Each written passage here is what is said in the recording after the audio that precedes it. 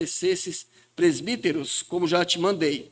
Aquele que for irrepreensível, marido de uma mulher, que tenha filhos fiéis, que não possam ser acusados de dissolução, nem desobedientes. Porque é necessário que o bispo seja irrepreensível, como mordomo da casa de Deus, não soberbo, nem iracundo, nem dado ao vinho, nem espancador, nem cobiçoso de torpe ganância, mas dado à hospitalidade, amigo do bem, moderado, justo, santo, temperante, retendo firme a fiel palavra que é conforme a doutrina, para que seja poderoso tanto para admoestar com a sã doutrina, como para convencer os contradizentes. 10. Porque há muitos desordenados, faladores vãos, enganadores, principalmente os da circuncisão, aos quais convém tapar a boca, homens que transtornam casas inteiras, ensinando o que não convém, por torpe ganância. Um deles, seu próprio profeta, disse: os cretenses são sempre mentirosos, bestas ruins, ventres preguiçosos. 13. Este testemunho é verdadeiro. Portanto, repreende-os severamente, para que sejam sãos na fé, não dando ouvidos a fábulas judaicas, nem aos mandamentos de homens que se desviam da verdade. Todas as coisas são puras para os puros, mas nada é puro para os contaminados e infiéis. Antes, o seu entendimento e consciência estão contaminados. Confessam que conhecem a Deus, mas negam-no com as obras, sendo abomináveis e desobedientes e reprovados para toda a boa obra. Amém? Deus abençoe a leitura da sua palavra. Nós não vamos, é óbvio, estudar todo o capítulo, não é? Mas eu queria ver algumas coisas com os irmãos esta noite, neste capítulo. Não é? Paulo, ele inicia aqui se apresentando, né, nesta carta. Eu acho interessante quando ele fala a respeito da fé comum, que ele diz, versículo 4, a Tito, meu verdadeiro filho, segundo a fé comum.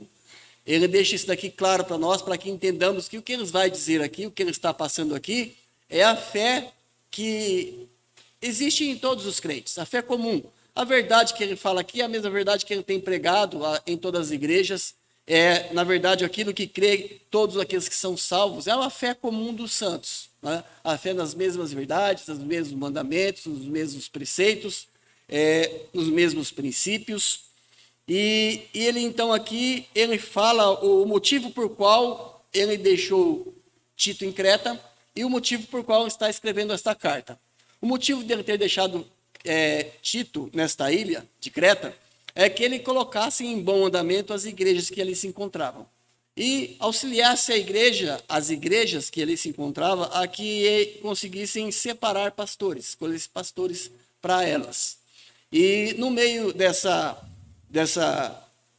direção que ele dá a Tito, dessa tarefa que ele dá a Tito, ele reserva um espaço para falar daqueles que não andam conforme a doutrina, daqueles que, como diz a Bíblia, né, não estão ajuntando, mas estão espalhando. Né? E ele fala a Tito, principalmente no versículo 10 em diante, o seguinte, vamos ler novamente, do 10 em diante. Porque há muitos desordenados, faladores, vãos e caluniadores, principalmente os da circuncisão, aos quais convém tapar a boca, homens que transtornam casas inteiras, ensinando o que não convém, por torpe ganância. A gente começa já a ter uma visão melhor do que precisaria ser tratado, do que está dizendo a Tito em relação a colocar a igreja num bom andamento. Existia coisas ali que estavam erradas, pessoas que estavam ensinando coisas que não condizem com a fé cristã, e ele fala para Tito que Tito precisa afrontar essas pessoas. Né? Nós vemos que o crente, irmãos, ele tem não só o dever de pregar o evangelho, mas ele também tem o dever de defender o evangelho, né? De defender a verdade. Versículo 12, um deles, o seu próprio profeta, né? Quando ele fala profeta aqui, não que ele era um profeta realmente, mas eles tinham muitos líderes naquela época, nessa cidade, nesta ilha. Na verdade, eles eram poetas. Né? Ele fala assim, um deles, o seu próprio profeta, disse, os cretenses, que são as pessoas que habitavam aquela ilha, né? Quem era de Creta era cretense. Eu falo assim, os cretenses são sempre mentirosos, bestas ruins, ventres preguiçosos. Na verdade, chamar alguém de cretense naquela época era até uma ofensa por conta dessas condições que é dito aqui, né? Nós vemos então um pouco da dificuldade de Tito de conduzir uma igreja em um lugar que tinha tal fama, que tinha na verdade tal inclinação, né? E Paulo fala que então Tito tinha que não só lutar contra esses mestres, mas ele tinha que levantar pastores que fizessem então este papel de defender a verdade. E, na verdade, este papel cabe a cada um dos cristãos, a cada um dos crentes. Nós temos, graças a Deus, o privilégio de podermos adorar a Deus de uma forma bíblica, né? Nós temos recebido esta graça do Senhor de não termos que estar lutando contra heresias, contra inovações. Sabemos que há um custo para que isso seja mantido, nós pagamos o preço constantemente, né? Somos muitas vezes afrontados por querermos fazer, quando eu falo queremos, não só eu, mas a igreja, por querermos fazer as coisas. Mas eu queria chamar a atenção para os irmãos, principalmente para esse tipo de pessoa que Paulo destaca nesses textos. As pessoas descritas por Paulo em nosso texto, aqui do versículo 10, 11 e o 12, são identificadas de uma forma bem ruim. Ele fala que essas pessoas elas são contradizentes, fala que essas pessoas elas são desordenadas, são faladoras e são enganadoras. Nós temos que entender que quando Paulo escreve essa carta a Tito, ele está falando a Tito que ele tem que desempenhar essa função contra essas pessoas, e essas pessoas não são cidadãos daquele lugar. Essas pessoas estão na igreja. Né? Senão não teria qualquer tipo de sentido Paulo dizer para Tito que ele deveria defender das pessoas do mundo. Então, identifica essas pessoas como pessoas contradizentes, que as pessoas que não se conformam à verdade, não se conformam à doutrina. Sempre tem uma palavra a mais. São contradizentes, são desordenados, são faladores e enganadores. O que essas pessoas faziam era que eles atrapalhavam com, os demais irmãos a buscarem a glória de Deus. Faziam o que faziam não buscando a glória de Deus, eles faziam o que faziam não buscando honrar ao Senhor Jesus Cristo. Esses homens, descritos por Paulo, eles faziam o que faziam não por amor a almas, mas eles faziam isso buscando primeiramente lucros. Eles procuravam ganhar aplausos, eles faziam isso porque eles queriam popularidade, eles faziam isso porque eles queriam a glória dos homens, mesmo que talvez não o fizessem abertamente, mas eles faziam. Eles são desordenados, diz Paulo, a gente não dá para gastar tempo em cada ponto desse, mas Paulo diz que eles são desordenados, eles são obstinados, até mais do que os próprios cristãos, né? Eles são obstinados, são ambiciosos, ambicionam ter poder, são teimosos e são até intratáveis, que não se submetem à disciplina e à ordem necessária da igreja. São impacientes, não se sujeitam ao bom governo e à doutrina da igreja. São faladores, vãos e enganadores, achando-se sábios, mas que são, na verdade, biblicamente falando, pessoas insensatas. E dessa forma, como todos são, eles são falastrões, né? Falam bastante. E eles, fazendo assim, caem no erro do engano. Eles são zelosos, são trabalhosos, são trabalhadores em atrair as pessoas para o seu ponto de vista e para o seu barco, e não para Cristo. E Paulo está dizendo que ali em Creta, havia muitas pessoas como essas dentro da igreja. E ele fala no versículo 10, principalmente, né, os da circuncisão. Na verdade, os judeus, ou convertidos ou não, né, aqueles convertidos no início dava bastante trabalho, os que não eram convertidos e se intrometiam na igreja dava mais trabalho ainda, nós vimos isso quinta passada, né? Quando lemos Gálatas capítulo 5, Paulo está lutando ali naquela carta contra esse tipo de mal que a igreja estava sofrendo. Então ele fala que havia muitas pessoas desse tipo ali. E fala principalmente aqueles que são da lei, não é? Convertidos, talvez como eles imaginavam que fossem convertidos, estavam dentro da igreja, a gente poderia dizer que eles eram evangélicos, não é? Entre aspas, não é? Estavam ali na igreja, na verdade. Mas ainda que se misturavam com o povo de Deus, estavam no meio do povo de Deus, pelo que Paulo fala, eles não eram. O que eles faziam? Eles misturavam o judaísmo com o cristianismo, não é? E dessa forma eles criavam uma mistura corrupta. Hoje nós temos disso nos nossos dias. Temos judaísmo messiânico, que é uma heresia grandiosa e que tem, assim, causado muito mal a muitas igrejas sadias, não é? Esses eram os falsos mestres, aos quais Tito tinha que afrontar e calar a boca. Ele tinha que ser direto. Ele tinha que procurar repreender.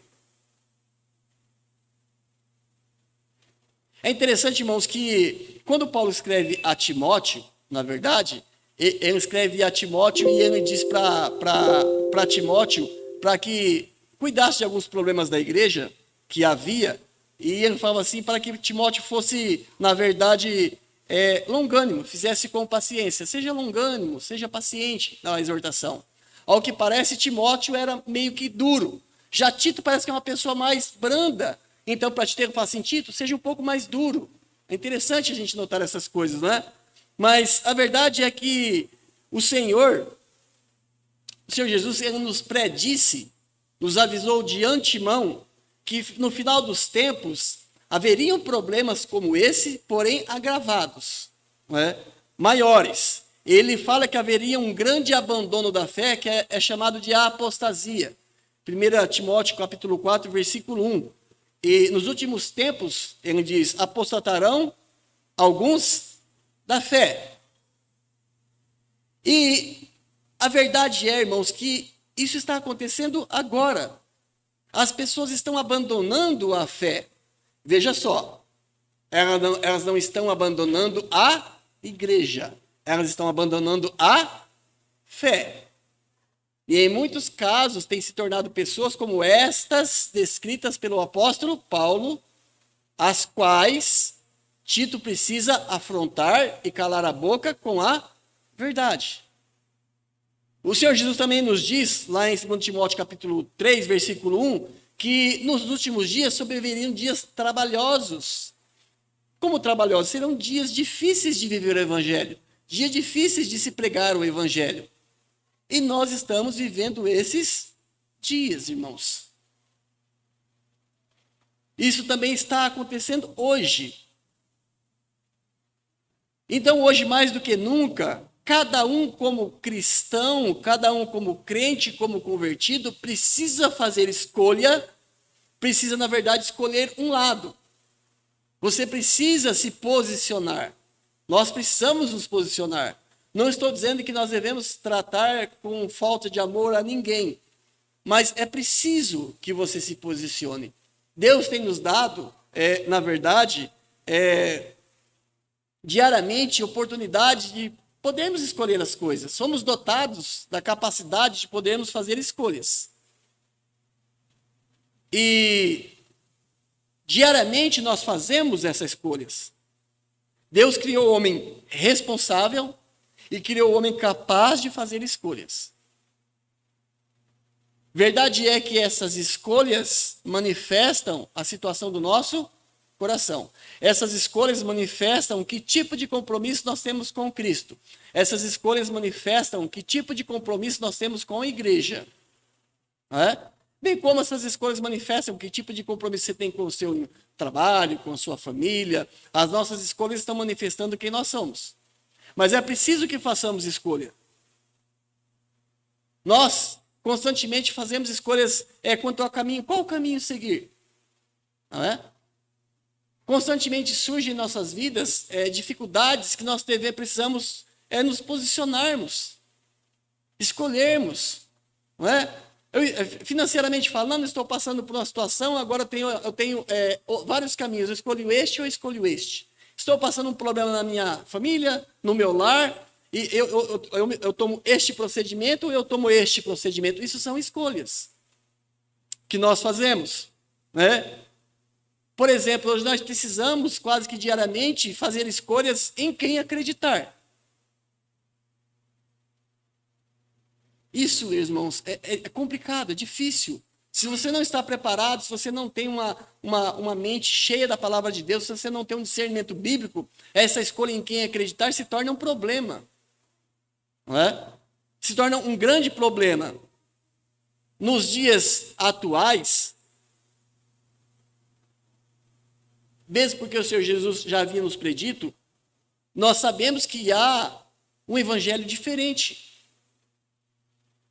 Talvez um evangelho parecido com aquele que esses homens queriam implantar na igreja. Um evangelho misturado com o judaísmo. Né? Aí vamos ter shofar, vamos ter sacrifícios, vamos comemorar as festas judaicas. Né? Ou seja, vamos fechar os olhos para Cristo e voltar ao Velho Testamento e abandonar tudo que Cristo fez por nós. Mas a verdade é que está acontecendo e existe um novo tipo de evangelho. Existe um outro evangelho diferente do evangelho do Senhor Jesus Cristo. Não é evangelho como este que Paulo fala para Tito que Tito tem que defender. É um outro, na verdade. Um evangelho em que não se prega o arrependimento. E nós sabemos que sem arrependimento não há remissão de pecados. Se não há remissão de pecados, não há salvação. Mas a verdade é que não se toca em arrependimento, porque não se pode falar do pecado. Porque você não pode magoar nem afugentar a pessoa. Você precisa tê-la de qualquer forma. Então não se prega, não se fala do arrependimento nesse evangelho moderno. Não se fala de mudança de vida. Né? Não se fala realmente de fé em Jesus Cristo como sendo suficiente para que você seja salvo, para que você seja abençoado. Não se fala em um batismo bíblico e verdadeiro para que você possa se tornar um membro de uma igreja verdadeira de Cristo.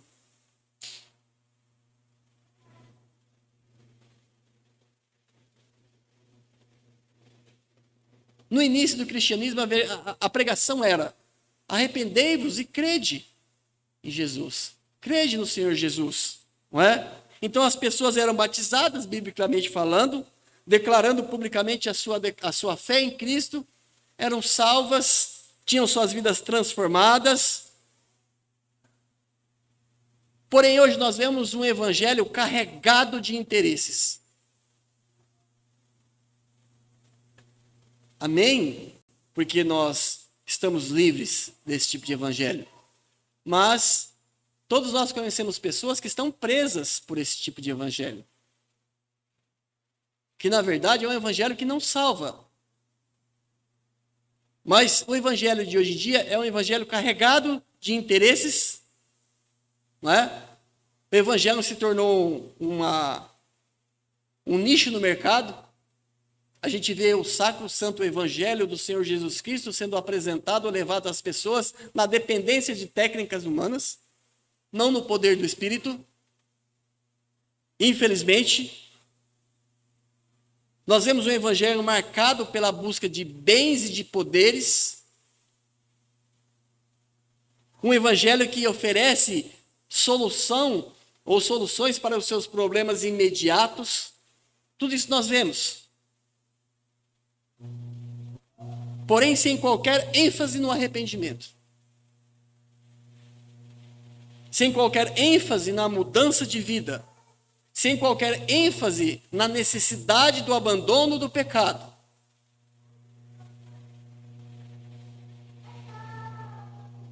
Irmãos, nós vemos que Jesus Cristo já há muito tempo está em segundo plano neste evangelho. E, consequentemente, naquelas igrejas que abraçam esse tipo de evangelho. E na vida daquelas pessoas que fazem parte destas igrejas.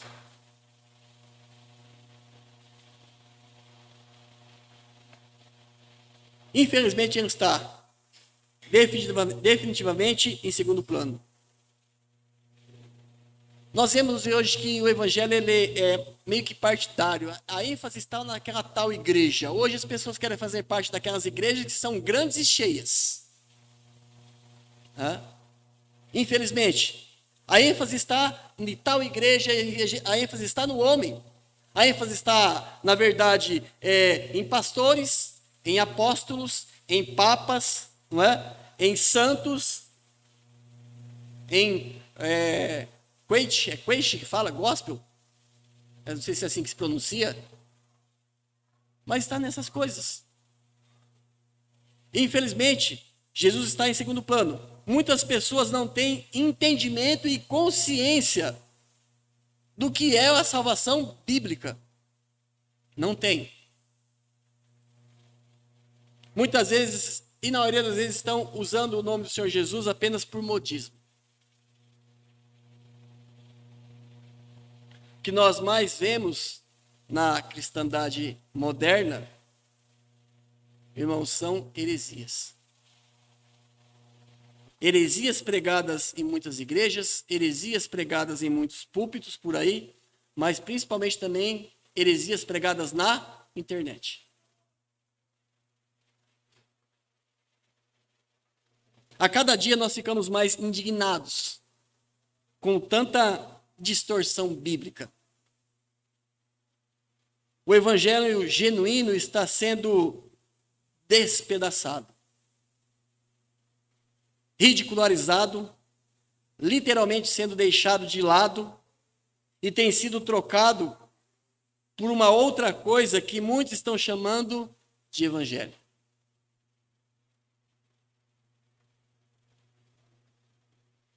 E nós ouvimos essas palavras de Paulo a Tito. Que a boca dessas pessoas que pregam tais heresias devem ser o quê? É dura essa palavra, não é? Mas o quê? Deve ser o quê? Tapada. É claro, pregando a sã doutrina, não é? Não usando de violência. Eu fico com toda certeza. Abra suas Bíblias em 2 Pedro 2, 2. Com toda certeza cabe aqui este versículo, 2 Pedro 2, 2.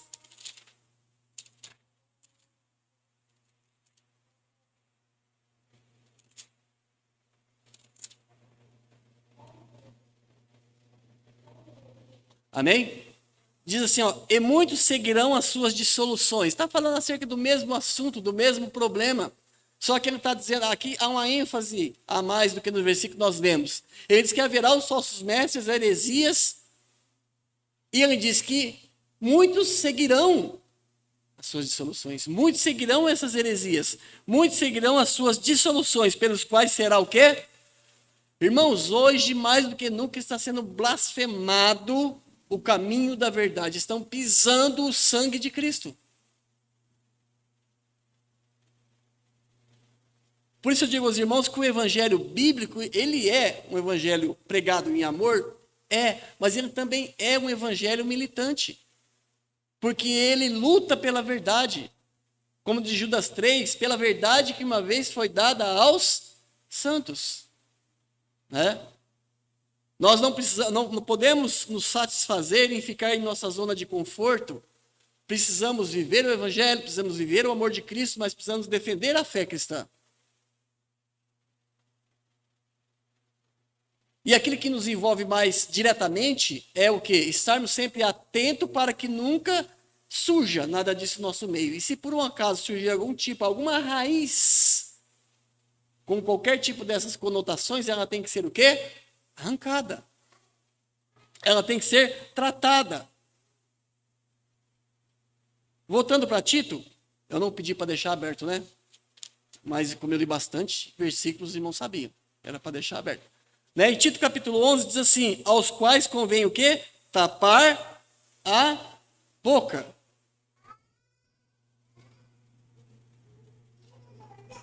Irmãos, nós fazemos isso pregando a verdade. Eles no 11, aos quais convém tapar a boca. Homens que transtornam casas inteiras, ensinando o que não convém por torpe ganância. Um deles, seu próprio profeta, disse, os cretenses são sempre mentirosos, bestas ruins, ventres preguiçosos. Este testemunho é verdadeiro. Portanto, repreende-os de que forma? Severamente. Irmãos, não dá para brincar com o erro. Não dá para brincar com o pecado. Não dá. Não dá para flertar com nada daquilo que fere a igreja. Nada daquilo que enfraqueça o evangelho do Senhor Jesus Cristo. Não dá para flertar com nada disso. E Paulo deixa esta verdade bem evidente aqui, com um linguajar bem simples de se entender.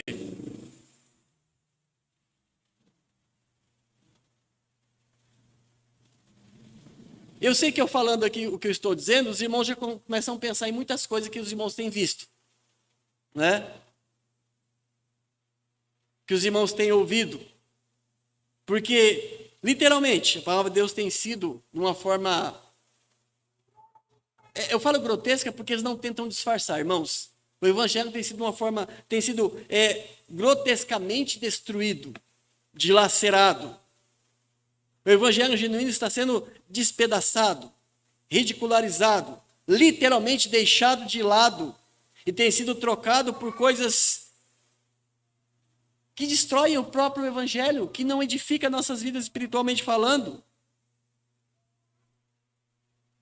As verdades bíblicas têm sido colocadas por terra e têm sido trocadas por modismos. E não só isso. Ela tem sido colocada por terra e tem sido trocada por interesses pessoais. Por interesses particulares. Não se esqueça, isto é uma verdade, isto é uma realidade. Por isso que a gente diz, quando nós temos assembleia, vote pensando no bem da igreja. Porque isso pode ser uma raizinha, que pode se tornar uma coisa não muito boa. Diante de tudo isso, e de muito mais coisas que a gente poderia mencionar que está acontecendo e que nós vemos, não é? Muitos cristãos conhecedores da verdade, infelizmente, têm feito o oposto do que Paulo tem dito aqui a Tito. Eles não têm procurado defender o evangelho, eles têm se calado. Têm assistido tudo de uma forma passiva. Infelizmente tem se calado, não tem, como eu disse, batalhado pela fé. Né? É uma necessidade? É uma necessidade. Quando Judas estava escrevendo lá, ele falou assim, eu queria falar de muitas outras coisas com vocês, mas eu tive por necessidade falar para vocês que vocês lutem pela fé. Né? Daí ele começa a falar dos falsos mestres, né? São nuvens sem águas, são como a espuma do mar. Nós temos uma grande tendência e corremos o grande risco de nos acomodarmos.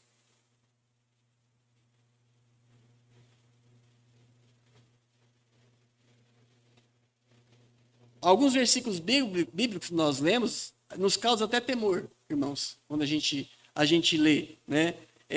Por exemplo, Isaías 56, deixa aberto em Tito, vai até Isaías 56.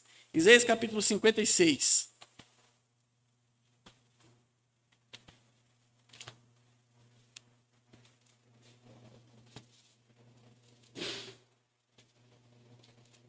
Isaías capítulo 56, o versículo 10 e o versículo de número 11.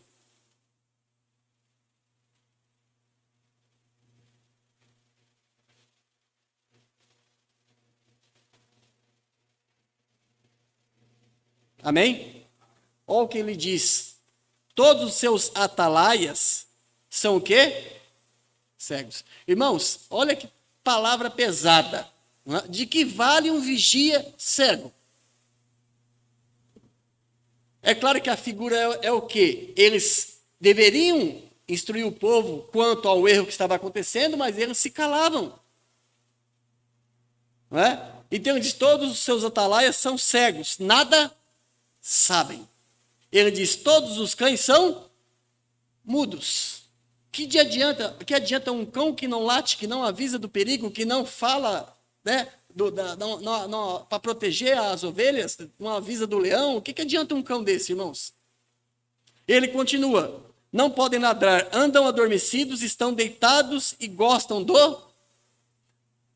Assim, a figura aqui é tão verdadeira, é tão forte, parece que Isaías está olhando para muitas lideranças que nós temos hoje em dia, religiosamente falando, e está descrevendo eles por figura. É impressionante, irmãos. E ele continua no versículo 11. Esses são cães gulosos. Olha como é assertivo o que ele diz.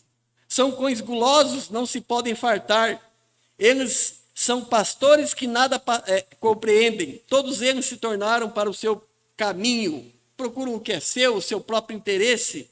Cada um para a sua ganância. Cada um por sua parte. Individualismo. Nós sabemos essa verdade, ela não é estranha para nenhum de nós. Nós devemos agradecer ao Senhor porque nós temos procurado, de uma maneira geral, cuidar de todas essas coisas na nossa igreja, mas essas coisas existem, elas estão por aí. Nós devemos não só cuidar da manutenção da nossa igreja em relação ao serviço, adoração e pregação do Evangelho, mas temos também a responsabilidade de denunciar essas coisas.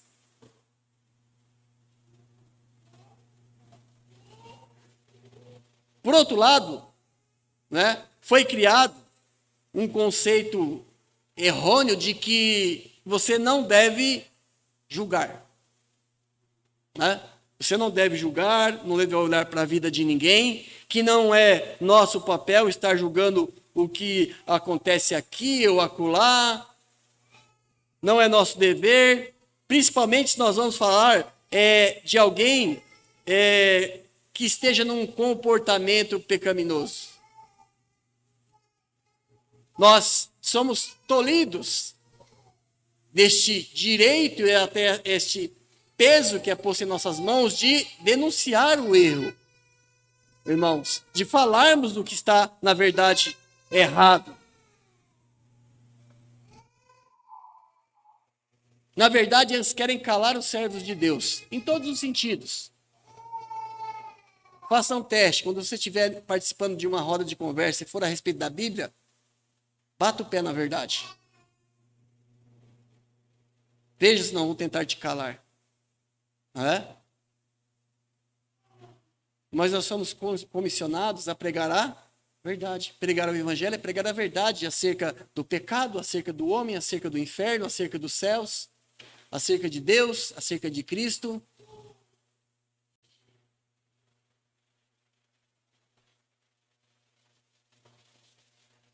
Esse dia nós falávamos acerca de perseguição, né?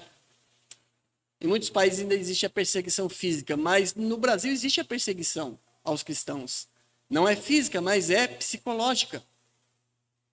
Existe a perseguição aos cristãos verdadeiros na questão de eles serem segregados. Existe ainda um preço para se seguir a Cristo. E você tem que tomar essa decisão e escolher. Você quer ser um servo de Deus? Você quer seguir a Cristo? Você quer viver e morrer pelo Evangelho?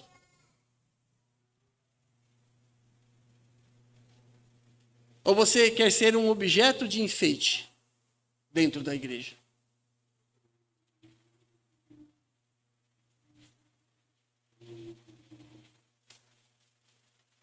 Parece que as pessoas tentam incutir na nossa mente que você não deve, é errado, é falta de amor você falar da heresia do apóstolo Y, do pastor X, do irmão H. Não.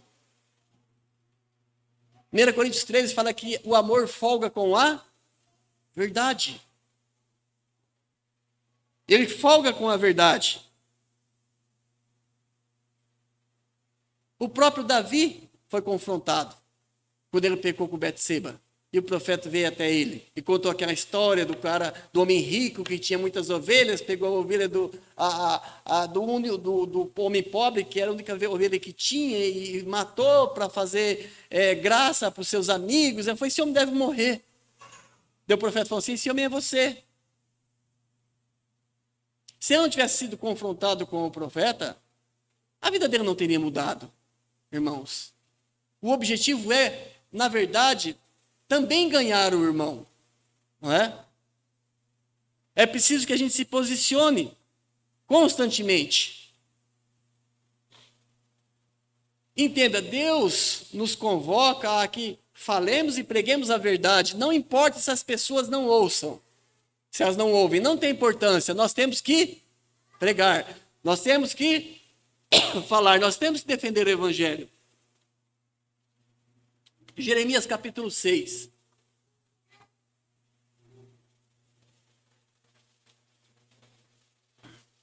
Deus manda que nós clamemos, mesmo que as pessoas não nos deem ouvido.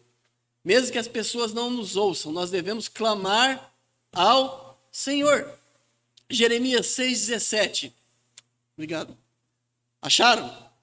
Amém? Diz assim: também pus atalaia sobre vós, dizendo: estai atentos ao som da trombeta. Mas dizeis: não escutaremos. Mas Deus pôs. Nós temos que falar. Mesmo que as pessoas não nos ouçam, é preciso que nós falemos. Pensando nisso, eu queria falar rapidamente um pouco sobre o serviço a Deus. Não é? Eu falo isso, irmãos, primeiro porque nós temos que entender que isso existe.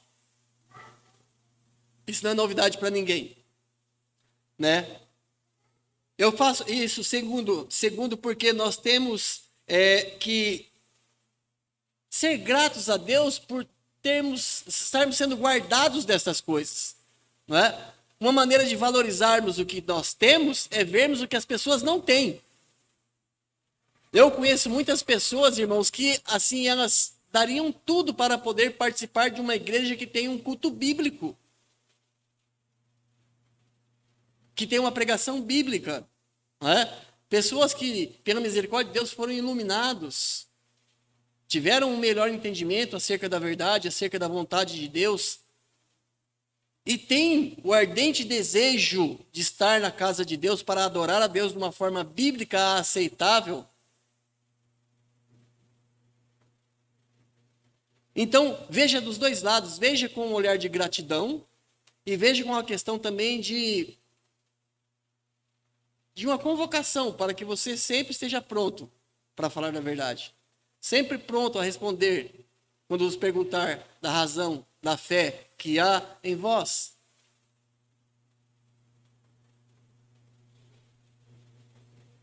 Vamos falar um pouco acerca do serviço a Deus, para que a gente possa entender e ver que nós somos abençoados.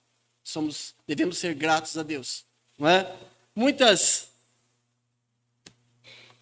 Eu diria que muitos irmãos têm tido as suas mentes cauterizadas por falsas doutrinas e falsos ensinos. Cauterizam as suas próprias consciências. Porque hoje a adoração a Deus, ou na adoração a Deus e no serviço a Deus, é mais importante sentir. Não é? O sentir é mais importante do que tudo. Hoje as emoções, elas reinam absoluto nesses lugares, onde o sentir é mais importante. As emoções reinam de forma absoluta e o entendimento é embotado. Ele é embotado. É uma adoração feita por emoções. Não é? Por isso que eu não consigo entender quando um membro de nossas igrejas que tem esse entendimento, que tem este culto bíblico, que tem esse serviço verdadeiro, vá fuçar na lata do lixo em seitas, esperando achar alguma coisa de bom lá. Eu sempre falei para os irmãos, quando te convidarem para pregar, vá pregar aonde te chamarem. Se for no centro espírita, vá lá e pregue a Cristo. Depois vá embora.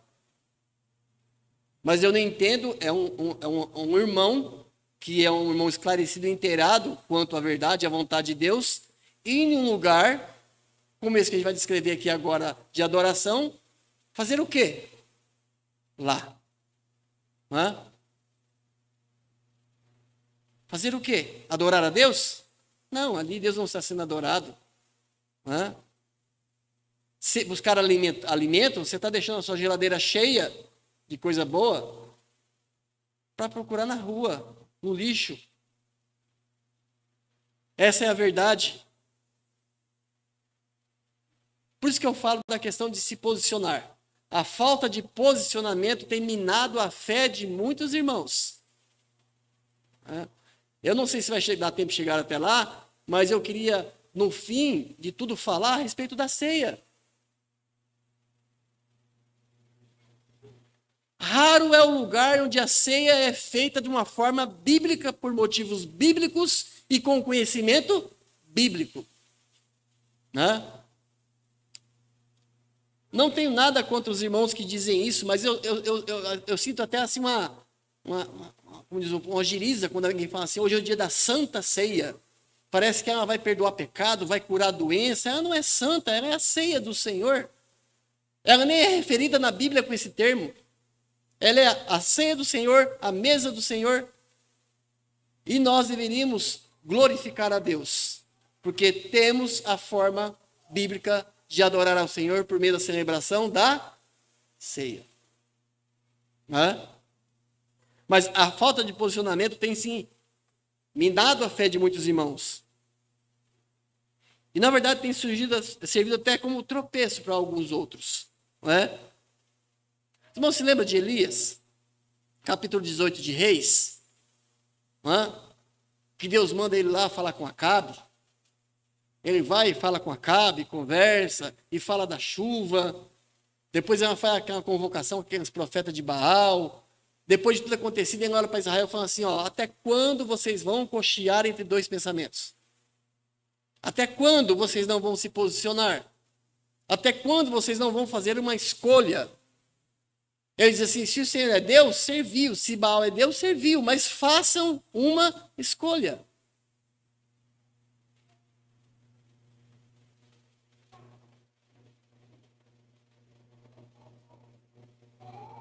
O culto prestado a Deus, que Deus recebe em forma de adoração, é como está em Romanos 12:1. Ele é racional. Racional. Paulo chega a quase que suplicar, não fala aqui, rogo-vos, pois, irmãos. Ele diz em Romanos 12:1, né?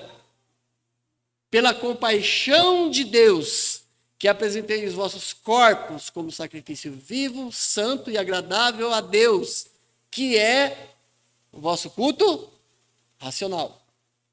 Amém?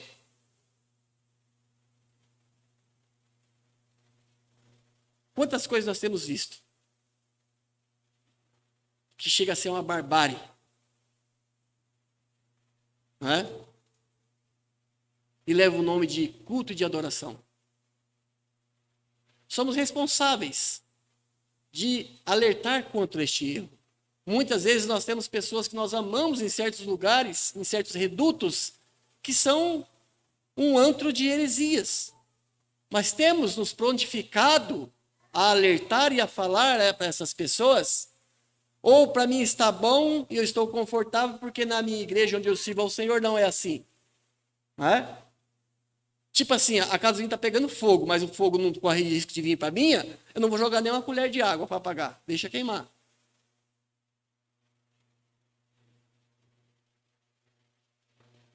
A gente não vai esmiuçar esse versículo, mas quando fala racional, já diz tudo como deve ser o culto. Ele não deve ser regido pelo sentimento nem pelas emoções, na verdade. Mas sim deve ser um culto que passe por nosso intelecto, um intelecto santificado, que Deus tem trabalhado. Porém, o que nós temos hoje em dia é uma religião completamente emocionalista. Completamente. Onde a Bíblia entra somente como, vamos dizer assim, um artista coadjuvante. A Bíblia entra só para sacramentar aqueles meios espúrios. A Bíblia entra somente para dar um verniz cristão para certas práticas. E a gente vai ver se a gente consegue falar de algumas delas. A Bíblia não é usada como base, não é usada como texto, a Bíblia é usada como pretexto. Não é? Fugimos do texto? Não. Não é? Tito tinha suas lutas lá na ilha de Creta. Nós temos as nossas lutas aqui. E se Paulo nos escrevesse uma carta, ele diria a mesma coisa para nós. Vocês devem tapar a boca. Vocês devem ser o quê? Incisivos. Vocês devem falar a verdade. Como eu disse, a Bíblia é usada como pretexto. A Bíblia muitas vezes é usada só como instrumento de incitar a multidão. Não de levá-las ao conhecimento, mas simplesmente para incitar a multidão.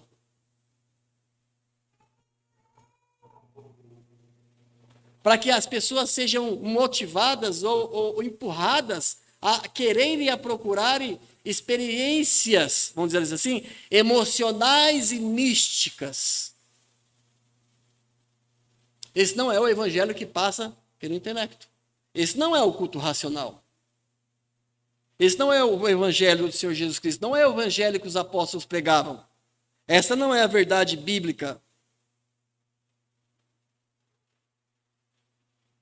O que acontece muitas vezes é que nesses lugares a pregação do verdadeiro evangelho é substituída por uma pregação demagógica, irmãos. Infelizmente, uma pregação subjetiva, relativista, que encaixa em qualquer coisa, que serve para qualquer um, em qualquer contexto, em qualquer circunstância. É uma verdade que diz tudo para todos ao mesmo tempo. Isso para não dizer que muitas vezes é uma mensagem mercenária, onde os aspectos radicais do evangelho são sacados. Como este que nós lemos aqui, quando Paulo fala a Tito. Para ser duro, para ser direto, não é? Nós devemos agradecer a Deus, porque quando nós estamos aqui na igreja, quando vem o irmão Adriano pregar, quando vem o irmão Azarias pregar, quando vem o Daniel pregar, quando vem o irmão Cedenier pregar, enfim, quando vem todos os irmãos pregarem aqui, o irmão Azarias, eles vêm pregar e eles falam para nós o que? A verdade. Afinal, nós nos achegamos até aqui para adorarmos a Deus e ouvirmos o que? A verdade. Então, deveríamos orar e agradecer a Deus por isso. Deveríamos orar pelos nossos pregadores, para que Deus continue dando a eles entendimento e essa ousadia de pregar a verdade. As pessoas só são transformadas pela verdade. João 8,32, conhecereis a verdade e a verdade vos, o que liberta é a verdade. A Bíblia diz que nós não podemos nada contra a verdade, senão pela verdade.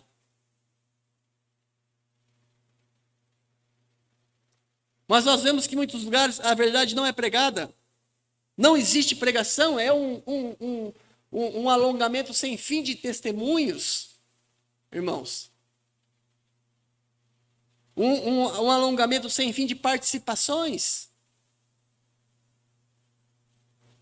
Quem tem que ser o ponto central do nosso culto é Cristo. Quem tem que aparecer é Cristo. Não é? Todos temos que olhar para Cristo. Aqui ninguém vem para se aparecer. Quem tem que estar em evidência é o Senhor Jesus Cristo. O culto tem que ser um culto cristocêntrico. E nós, graças a Deus, temos este culto. Você tem, nas suas orações, agradecido a Deus por ter este culto? Hã?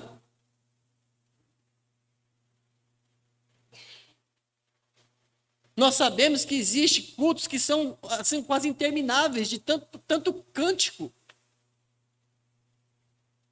Não é? De tanto louvor. Diga-se de passagem, cantos mundanizados, né? Não fosse cantos bons, mas mundanizados. Cultos que duram 3 horas porque tem um monte de apresentações especiais.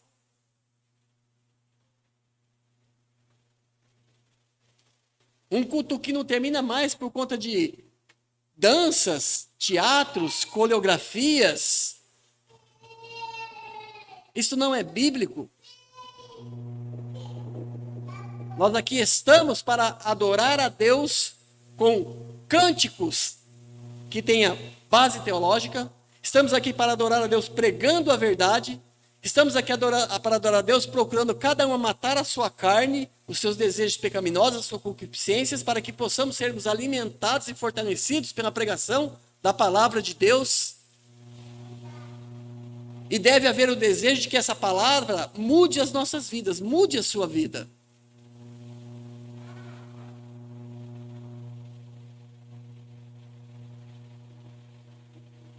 Como eu disse, nós temos que ver dos dois lados. O lado de sermos agradecidos por termos isto, e o lado da responsabilidade de termos que falar a verdade àquelas pessoas que estão sendo enganadas.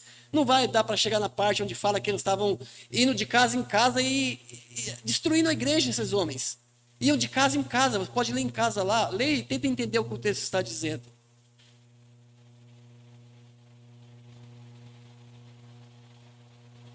E esses lugares são redutos onde a fé é mais algo a ser sentida do que ser entendida. Por isso que eu falo assim, não entendo quando um membro da minha igreja vai em um culto em uma igreja dessas. Não entendo. A não ser que você saia lá num casamento, ou para pregar, enfim. Mas não entendo. Buscar alimentação, adorar a Deus.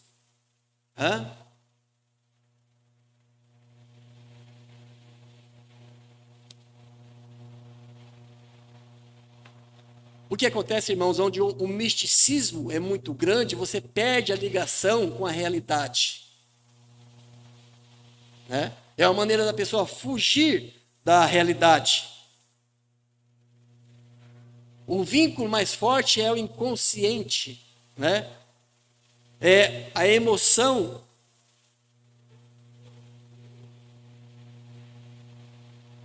Não existe lugar para nada daquele que pode ser verbalizado, porque tudo passa a ser dirigido ao compasso do espiritual, assim, no sentido pejorativo, da questão da experiência, do místico, sabe?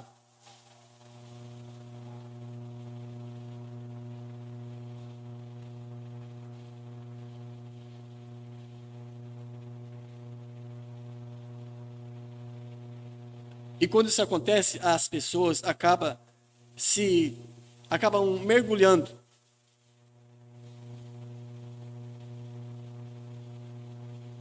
no seu subconsciente e as pessoas se perdem em busca de êxtase. Se aprofunda realmente neste êxtase, Ou como diz, numa percepção sobrenatural, direta com Deus. Isto é literalmente o oposto do culto racional.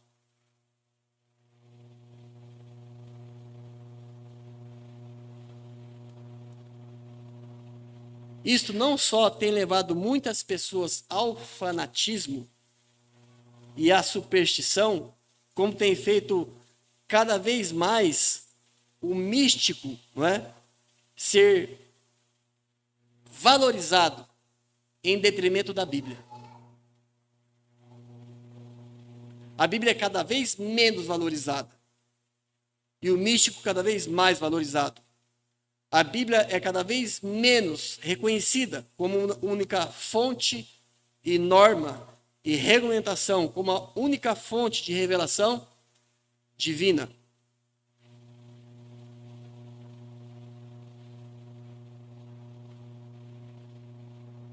Não se enganem, não se deixem enganar. Eu sei que tem irmãos aqui que já fizeram parte desses grupos, Nessas reuniões, as emoções literalmente explodem,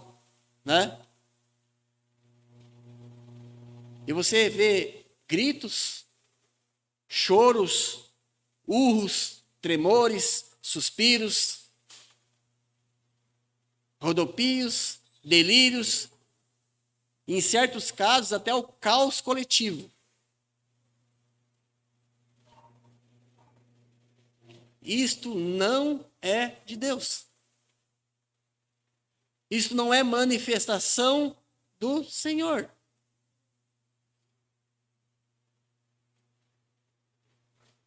Abra suas Bíblias em 1 Coríntios capítulo 14.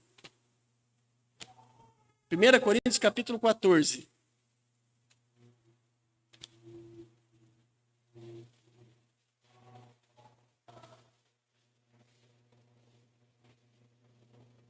Versículo 32, diz assim: e os espíritos dos profetas estão sujeitos aos profetas. Né? Mas ele está dizendo assim, você consegue se controlar. Não vem falar assim, foi uma coisa maior do que eu, que me tomou, me derrubou.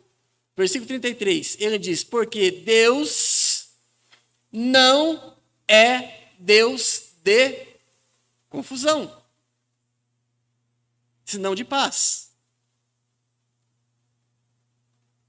E tudo isso acontece, irmãos, dirigido pelo compasso da carne, com o corpo vestido conforme a moda do mundo, onde o corpo se balança solto para lá e para cá,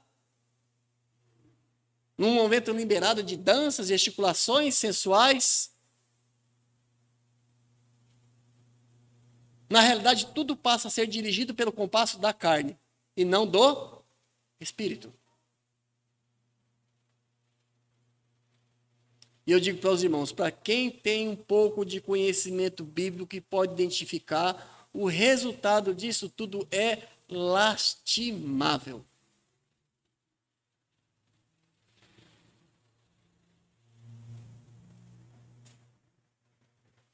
Não tem como parar aquele relógio, tem?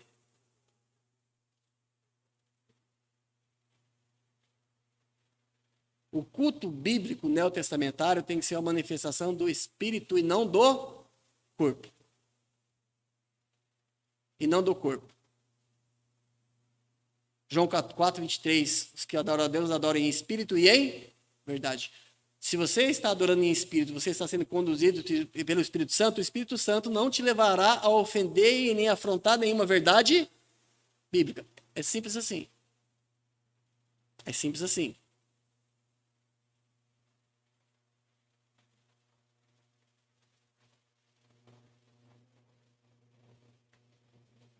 Abra sua Bíblia em 1 Coríntios capítulo 9. Não sei como eu vou conseguir resumir isso aqui para fechar o nosso pensamento dessa noite. Porque a hora já avançou.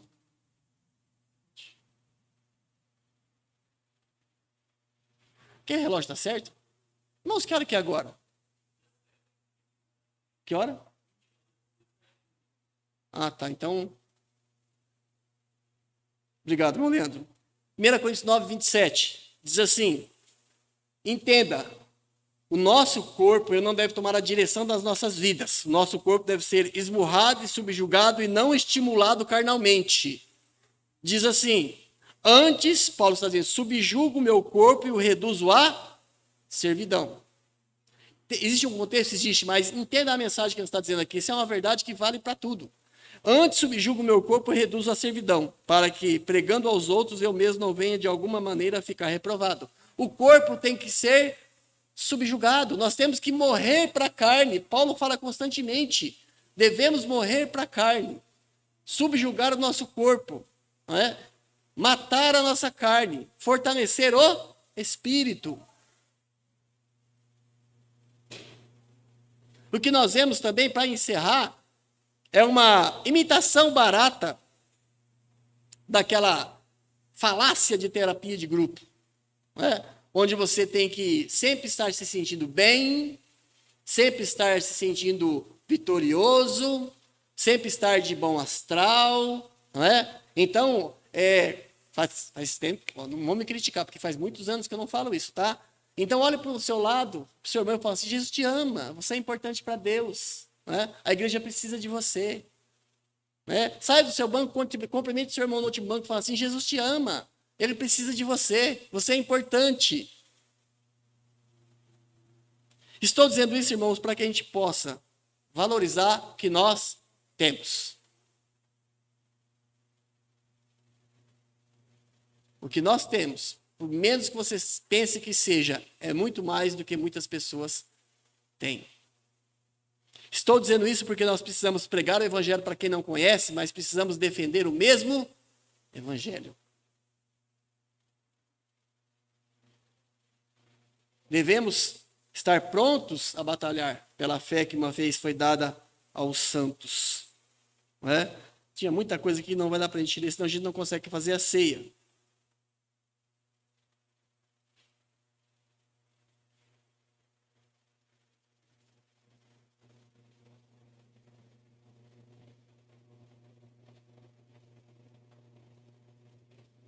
Voltando para Tito,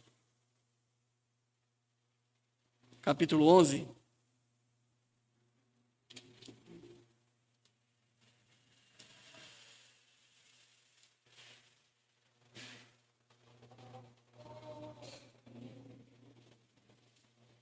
Versículo 13 diz: este testemunho é verdadeiro. O testemunho do versículo 12. Tá? Portanto, repreende-os severamente para que sejam sãos na fé. Nós devemos sermos o quê? Devemos ser sãos na fé. Não dando ouvido a fábulas judaicas, nem a mandamentos de homens que se desviam da verdade. Todas as coisas são puras para os puros, mas nada é impuro para os contaminados e infiéis. Antes, os seus entendimentos e conhecimentos estão o quê? Contaminados. Confessam que conhecem a Deus, mas negam-no com as suas obras. Esse é um versículo muito interessante para a gente estudar. Ah, eu sou crente, eu sou evangélico, eu sou não sei o quê, mas a sua vida diz outra coisa. Não é? Confessam que conhecem a Deus, mas negam com suas obras, sendo abomináveis e desobedientes e reprovados para toda boa obra. Nós temos escolhas, nós temos deveres, nós temos obrigações.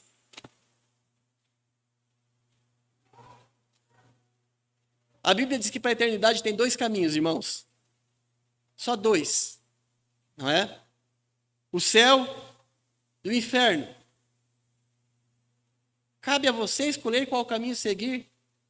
Cabe a você ajudar as pessoas a qual caminho seguir.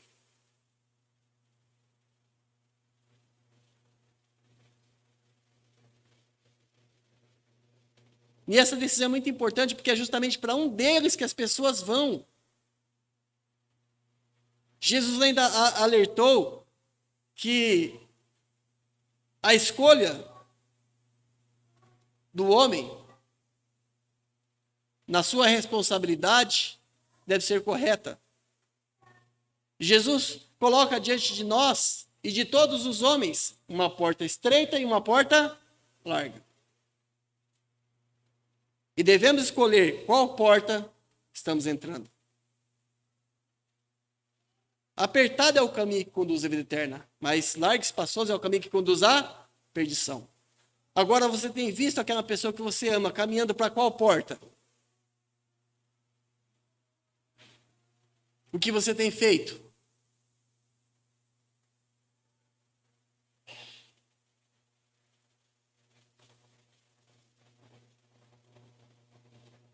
Deus te fez responsável e dotado de capacidade de fazer escolhas. Nós devemos cuidar da pureza da nossa igreja. Imagine que aqui todos são Titos, tá? E todos devemos estar atentos a tudo isso que Paulo disse a Tito. E se identificarmos alguma coisa, devemos convencer os contradizentes com a sã doutrina, com a palavra de Deus, para que todos possamos ser abençoados por Deus, para que possamos ter uma representatividade verdadeira de Cristo, para que possamos ser abençoados e para que essa igreja brilhe. Brilhe como uma cidade edificada sobre o monte. E que nós individualmente possamos fazer também o mesmo. Amém? Deus abençoe os irmãos. A gente vai passar agora para a ceia. O Leandro vai cortar ali. É um assunto muito grande, irmãos. Não dá para falar deles assim em uma horinha, não. Né? É impossível tratar dele em pouco tempo. Essa questão. Mas a gente volta a falar uma outra vez, se Deus assim nos permitir. Amém?